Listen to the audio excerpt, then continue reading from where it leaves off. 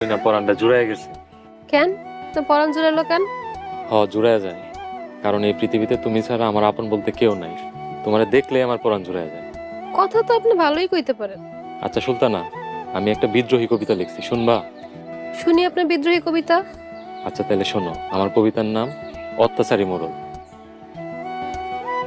অত্যাচারী মোড়লরা করছে জুলুম, করছে অত্যাচার। মোড়ল তুমি ধ্বংস হবে, হবে পুরে ছারখার।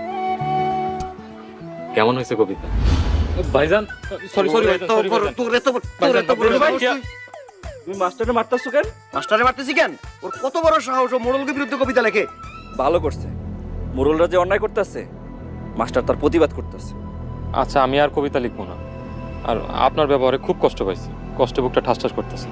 এরপর যদি আর কোনোদিন এই ধরনের আজে বাজে কবিতা আমাকে বিরুদ্ধে লেখস, তাহলে তোর জানে মেরে ফেলামো। যা।